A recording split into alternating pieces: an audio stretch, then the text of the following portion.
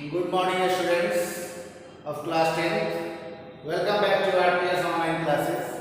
Students, कल हम लोगों ने कोऑर्डिनेट ज्योमेट्री से कुछ क्वेश्चंस कुछ ये देखे थे, उसको एक बार रिकॉल करते हुए फिर हम लोग आगे बढ़ते हैं। स्टूडेंट्स, कल हमने कोऑर्डिनेट ज्योमेट्री में ये देखा कि जब एक ही लाइन पे एक ही एक्सिस पे अगर नंबर दिया हो तो उसका डिस्टेंस हम लोग कैसे फाइंड करते हैं। तो हमने ये क्लियर देखा था कि जब दो, जैसे मान लेते हैं कि O से ये पॉइंट B है और A पॉइंट E है, ये हमने आपको कल डिस्कस किया था, उसको एक बार रिकॉल कर लेते हैं। तो O से D की दूरी जो है वो 4 यूनिट है और O से E की दूरी जो है वो 6 यूनिट है। तो D और E की दूरी क्या होगा? D और E की दूरी के लिए हम बताया था D equal to OD minus OE, यानी 6 माइनस 4 यानी 2। तो जब सेम एक्सिस पे या सेम लाइन पे कोई डिस्टेंस फाइंड करना हो तो उसको हम माइनस करते हैं, ये हम लोग कल पढ़ चुके थे।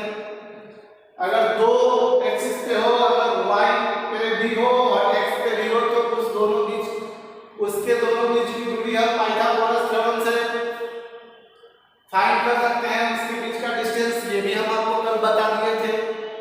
आज स्टूडेंट्स हम लोग जो पढ़ेंगे वो पढ़ेंगे कि ना x एक्सिस पे हो कोई पॉइंट और ना ही y एक्सिस पे हो, तो उसको हम प्लॉट कैसे करेंगे। ठीक है, अभी इससे पहले हमने देखा कि एक x एक्सिस पे ही अगर कोई हो तो सेम हम डिस्टेंस निकाल लेंगे माइनस करके। अगर एक x पे हो एक y पे हो तो दोनों के बीच पाइथागोरस थ्योरम का यूज करके हम निकाल लेंगे उसका डिस्टेंस। बट अगर ऐसा क्वेश्चन हो कि ना x पे हो ना y पे हो, वो सीधे फर्स्ट क्वाड्रेंट पे हो, तो उसको हम लोग कैसे फाइंड करेंगे। तो सपोज करते हैं स्टूडेंट्स, यहां भी हम लिख लेते हैं 1 2 5 6 7, यहां भी हम लिख लेते हैं। सपोज करते हैं कि एक पॉइंट यहां है P, एक पॉइंट यहां है P, ठीक है, और दूसरा पॉइंट जो है स्टूडेंट्स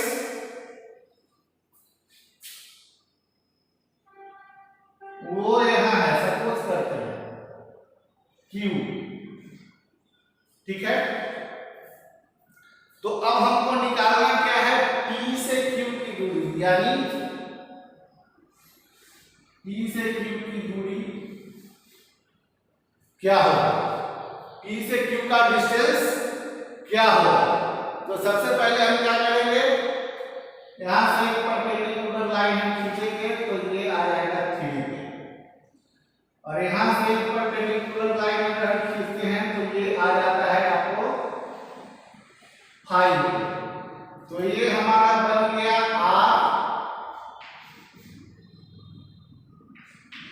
R और ये हमारा हो गया S, ठीक है।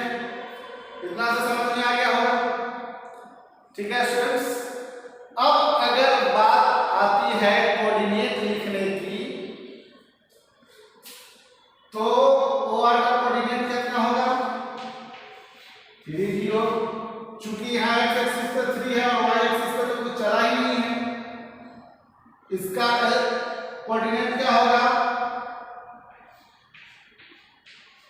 5 0, ठीक है। उसी तरह अगर हमें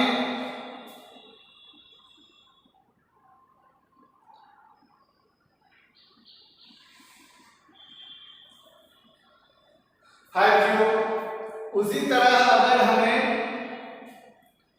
का कोऑर्डिनेट लिखना हो तो क्या करेंगे? t का ये 3 r पे x एक्सिस पे कितना है 3 और y एक्सिस पे कितना है 5, तो 3 5। अगर q का कोऑर्डिनेट लिखना हो तो x एक्सिस पे कितना है 5 और y एक्सिस पे कितना है,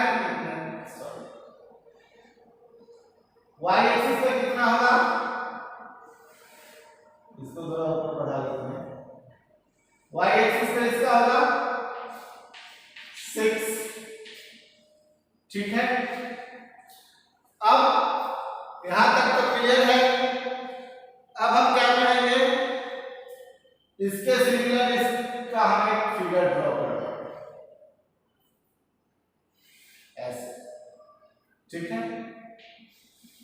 अगर अब क्या करना है स्टूडेंट्स कि RS हमको निकालना है, RS हमको निकालना है।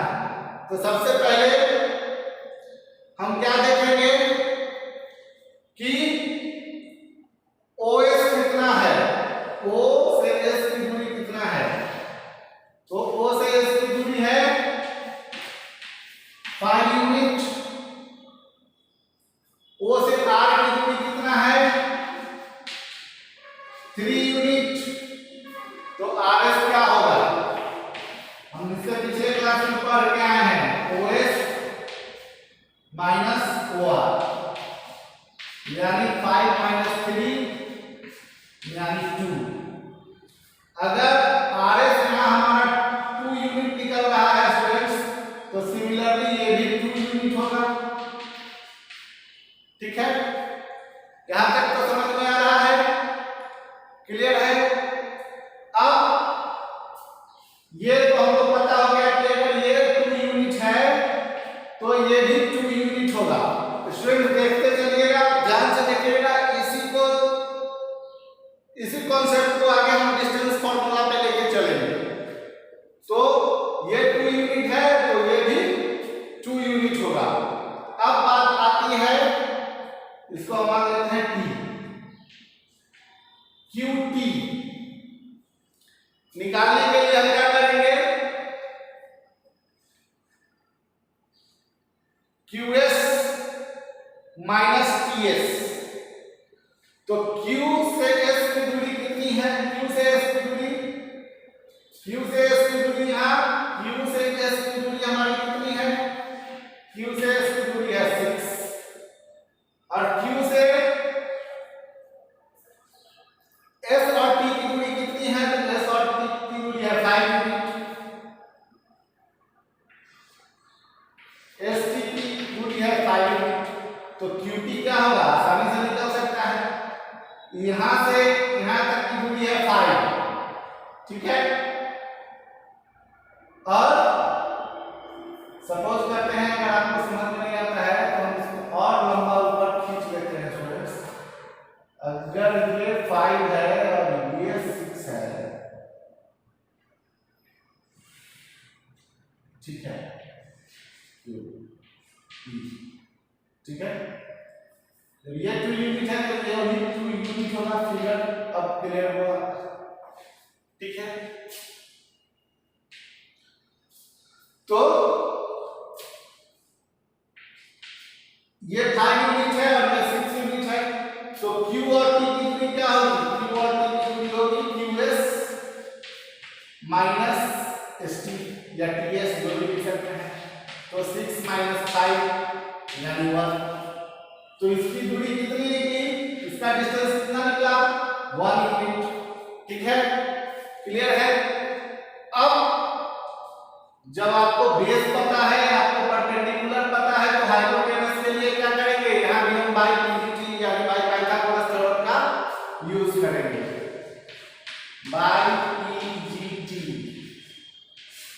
बाय पीजीटी यानी क्या, बाय पाइथागोरस थ्योरम। QPT में triangle QPT, triangle Q P और T में, ठीक है। QPT में PQ स्क्वायर इक्वल टू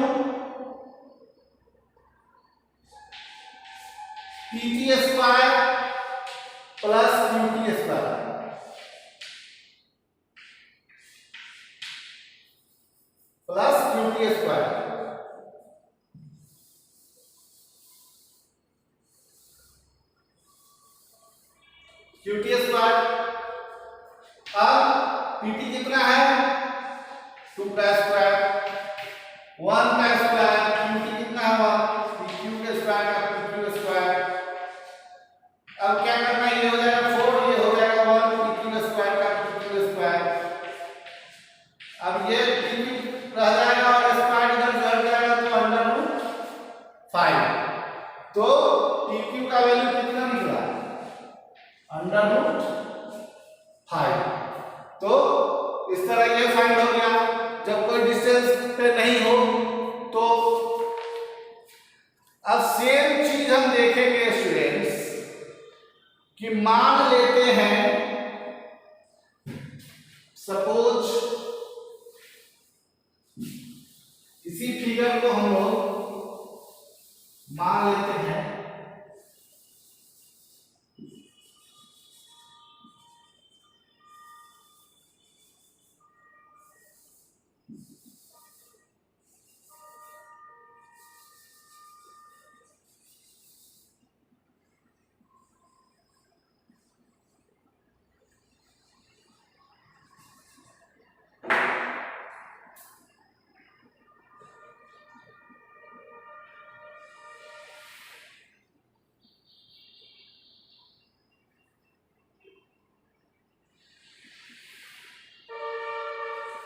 इसी फिगर को अगर हम मान के चलते हैं स्टूडेंट्स,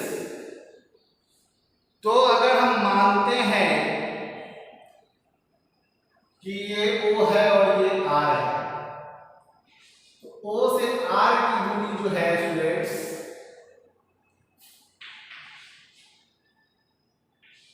x1 है, मान लेते हैं, सपोज करते हैं O से R की दूरी कितनी है x1 है, और O से S की दूरी कितनी है, O से X की दूरी x2 है, मान लेते हैं, ठीक है। फिर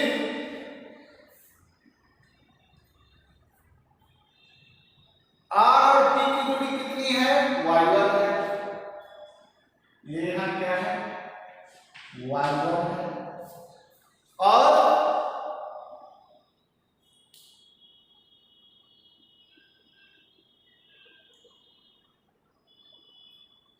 Q और T की दूरी कितनी है y2 है, ठीक है, क्लियर है।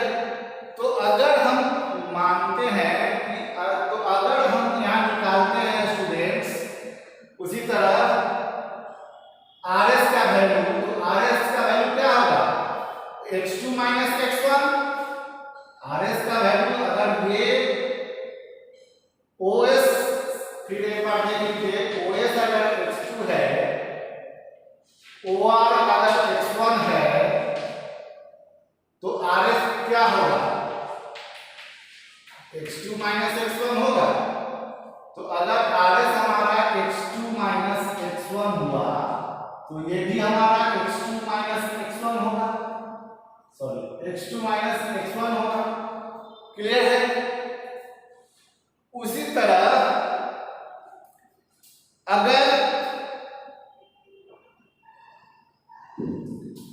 ये पूरा का डिस्टेंस y है और इसका y2 है, तो ये क्या होगा y2 माइनस y1 होगा, y2 माइनस y1 होगा स्टूडेंट्स,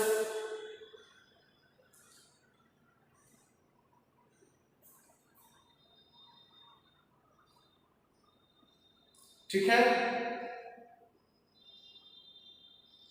अब बाय QPT में अब फिर से एक बार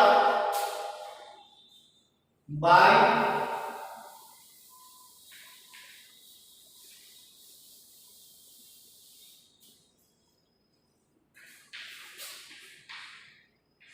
ट्रायंगल QPT में आपका ये P है, QPT में आपका QT जो है वो हमको निकालना क्या है PQ, तो PQ क्या है PQ square equal to square plus QT square, ठीक है। तो PQ स्क्वायर का PQ स्क्वायर, PT हमारा कितना है x2 माइनस x1 का square plus y2 minus y1 का स्क्वायर, ठीक है। तो PQ equal to under root x2 minus x1 का whole square plus y2 minus y1 का होल स्क्वायर। तो स्टूडेंट्स ये जो फॉर्मूला हमारा आ गया जनरलाइज्ड वे में, इसको हम लोग बोलते हैं डिस्टेंस फॉर्मूला। इसको हम लोग क्या बोलते हैं students? Distance formula. This is called distance formula. इसको हम लोग क्या बोलते हैं? दिस इज कॉल्ड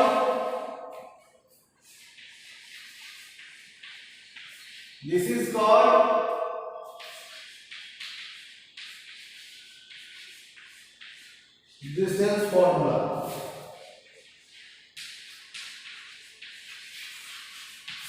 ठीक है। अब इस चैप्टर में किस किस टाइप के क्वेश्चंस आते हैं या किस किस टाइप के क्वेश्चन आएंगे स्टूडेंट्स, उस पे हम लोग डिस्कस करते हैं।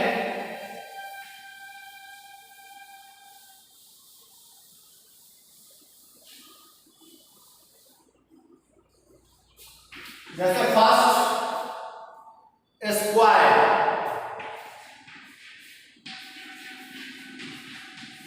स्क्वायर अगर गिवन हो, स्क्वायर दिया हो और निकालना, इसका फोर साइड इक्वल होता है, फोर साइड इक्वल और डायगोनल इक्वल, डायगोनल इक्वल, यानी सपोज करिए कि ये स्क्वायर है, तो इसके चारों साइड को पहले निकालेंगे, ठीक है। ये अगर इक्वल आ जाता है तो इसके अंदर के डायगोनल को निकालेंगे, इसका डिस्टेंस निकालेंगे। तो इस टाइप का एक क्वेश्चन आ सकता है। अगर आपको रेक्टेंगल हो या हो, इस टाइप का क्वेश्चन आपके चैप्टर में आएंगे। अगर रेक्टेंगल दिया हो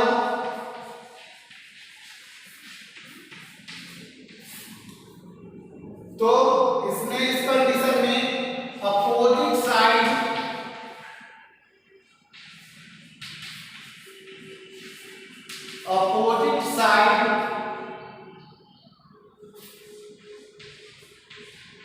इक्वल होंगे, बट और उसके डायगोनल इक्वल होंगे, और उसके डायगोनल इक्वल होंगे, डायगोनल इक्वल होंगे, ठीक है। अगर रोम्बस की बात आती है तो इसमें फोर साइड्स इक्वल होंगे,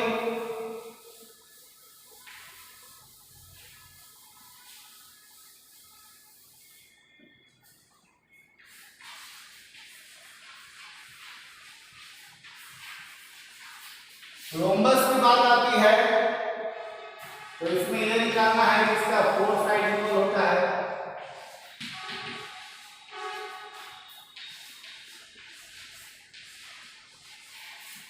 अगर पैरेललोग्राम की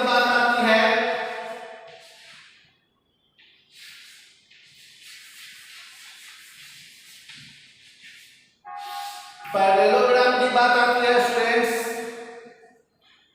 बट नॉट रेक्टेंगल। पैरेललोग्राम तो है बट नॉट रेक्टेंगल। अगर इस टाइप का क्वेश्चन आए तो अपोजिट साइड इक्वल होगा,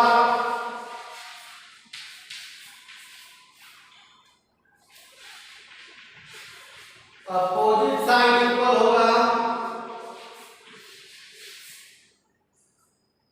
बट डायगोनल इक्वल नहीं होगा।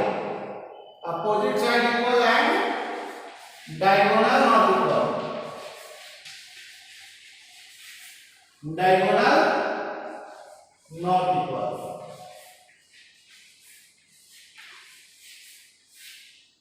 तो इस तरह से इस टाइप का क्वेश्चंस आपको चैप्टर में सॉल्व करने के लिए आ सकते हैं। स्टूडेंट्स, आई होप ये जो कोऑर्डिनेट ज्योमेट्री का डिस्टेंस फॉर्मूला आपको बताया गया, सबसे पहले जब एक एक्सिस पे हो तो उसके बीच का डिस्टेंस कैसे निकालते हैं, जब दो एक्सिस की बात हो तो उसके बीच का डिफरेंस कैसे निकालते हैं, जब ना x पे हो ना y पे हो, सीधा फर्स्ट क्वाड्रेंट पे हो तो उसके बीच का डिस्टेंस हम लोग कैसे निकालते हैं, और उसी को जनरलाइज्ड फॉर्म में जो डिस्टेंस फार्मूला के रूप में आया उसको कैसे फाइंड आउट करते हैं, ये हमने आपको अभी तक के क्लासेस में बता चुके हैं।